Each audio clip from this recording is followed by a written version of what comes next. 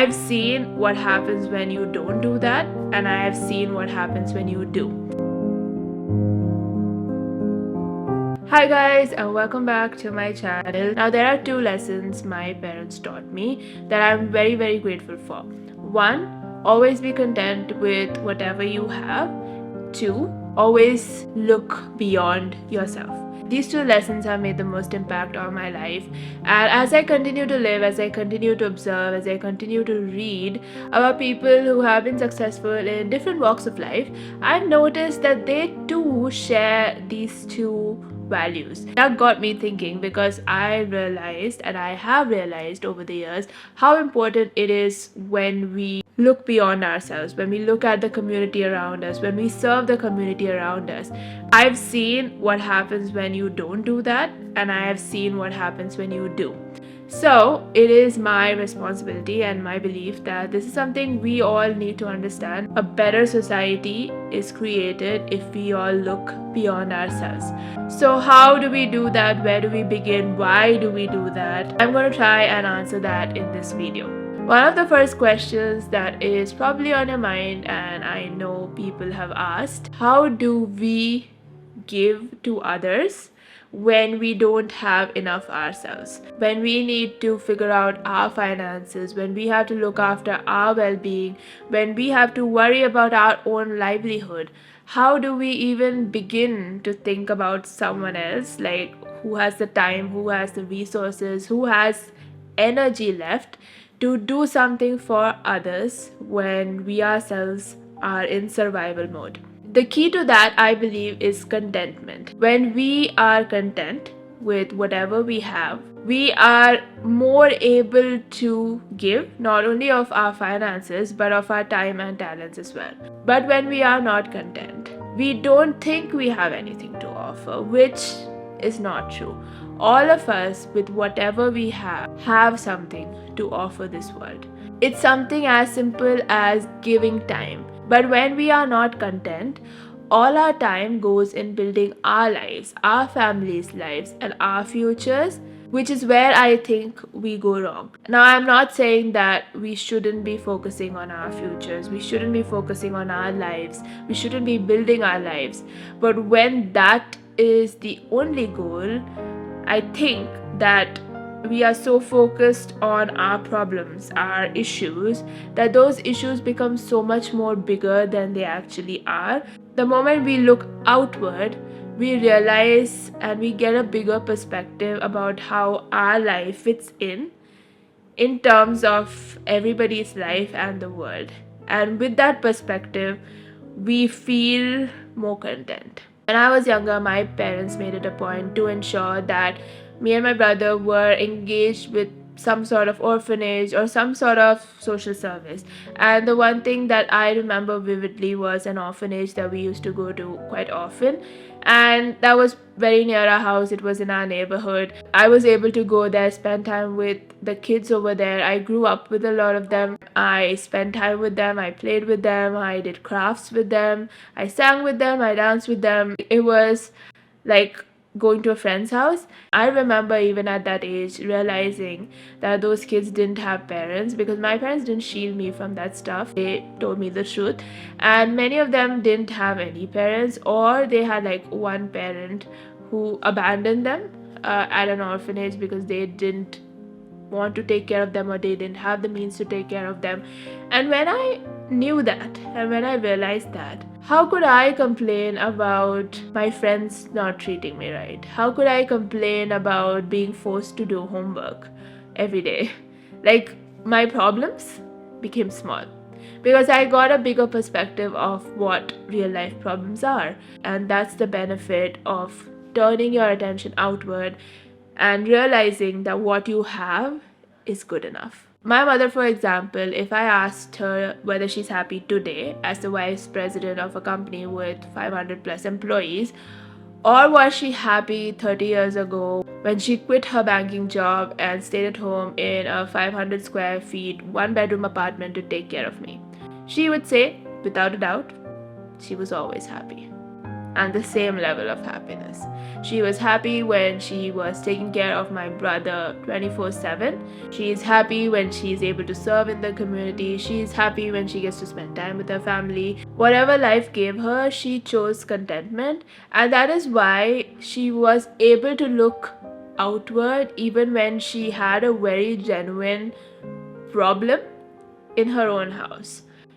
Many people wouldn't have expected a mother of a completely 100% disabled boy to even think about anybody else, because you have to give all your energy to this boy who is completely dependent on you.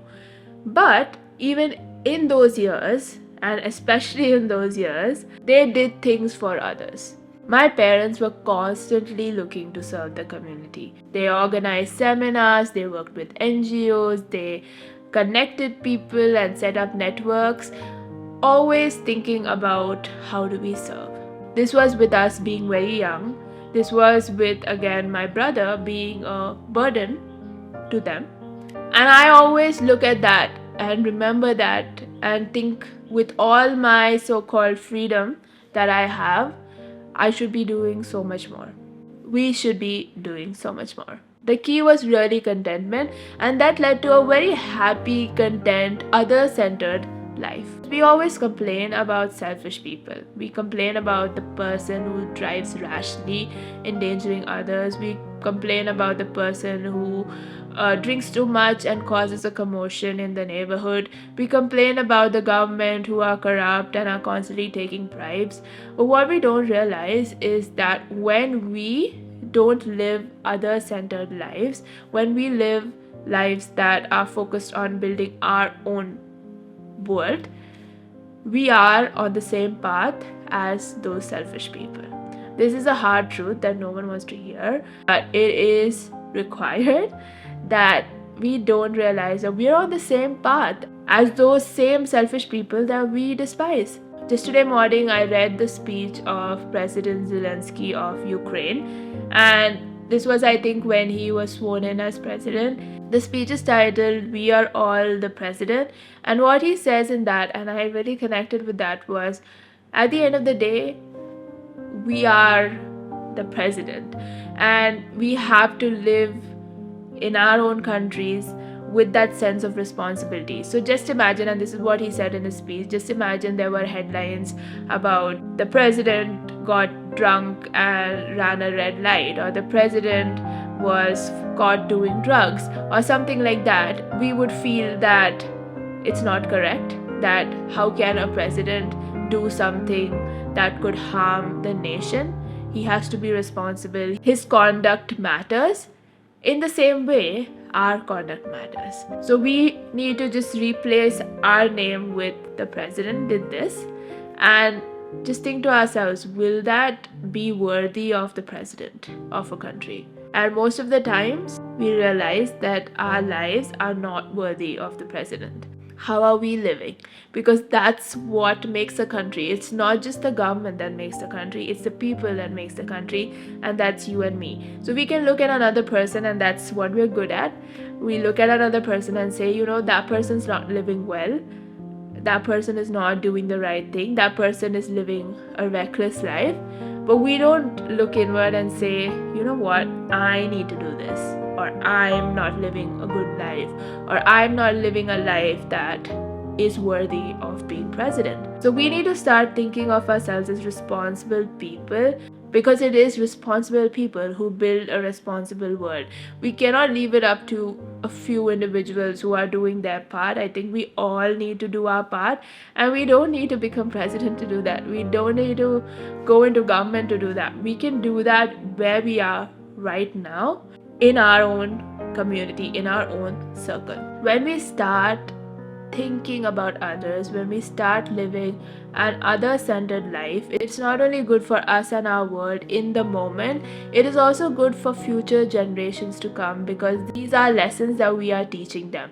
Had my parents not modeled the life that they did, it would have taken me a long time to reach that understanding all by myself, or I actually shudder to think this, but I might not have even come to that understanding, because yes, seeking individuals will try to find meaning in life, we'll try to find purpose in life, we'll try to find ways to serve others.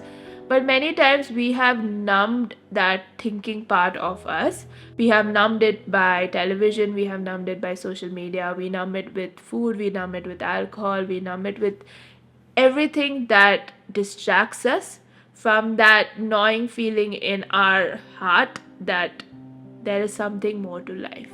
When people are numbing themselves, how are they going to reach that understanding of being content, of being responsible for others, if it is not modeled by people? Most of you, all of you, I would say, watching this video, have enough to give others. You have enough time, you have enough talent, you have enough resources. There's no question about it. What are you then going to do with what you have? You can look around you and say that others are not doing it, so why should I? But if you look at society as a whole, there are people who serve. Lawyers don't only fight cases that they are paid for. Doctors don't only heal people who have the money. Nurses don't only take care of people who come to the hospital. Everybody serves. Everybody should serve. And that's how this world becomes a better world. Wherever you are, whatever field you are in, you don't need to go anywhere to serve. You can serve right there. If you are in a company, if you work in a corporate, you can serve by giving guidance to someone. You can serve by mentoring someone. You can serve by just listening to someone who's going through a hard time. You can volunteer your time in neighborhood charities. Anything that you feel drawn to, you can go serve there. You can spend time, spend your weekends. We say we don't have time, but if you actually prioritize it, you will find time. We just need to go out of our way and do something. That going out of our way is something we need to remember, because it's not going to be easy always. It's not going to be comfortable. There is going to be a sacrifice required from you. The sacrifice of having to go somewhere when you would probably want to be sitting on your couch and watching TV. A better world cannot be built without sacrifice. It's not going to be easy. Who said it's going to be easy?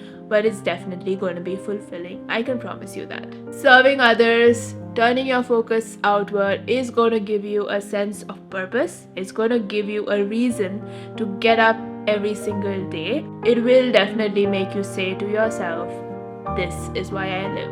I want to end this video with the words of former Associate Justice of the Supreme Court of the United States of America, Ruth Bader Ginsburg. She said, always do something outside yourself. You are a member of this community. You are blessed with certain talents. You should use your education and your talent to make things a little bit better for those who were not as fortunate as you are.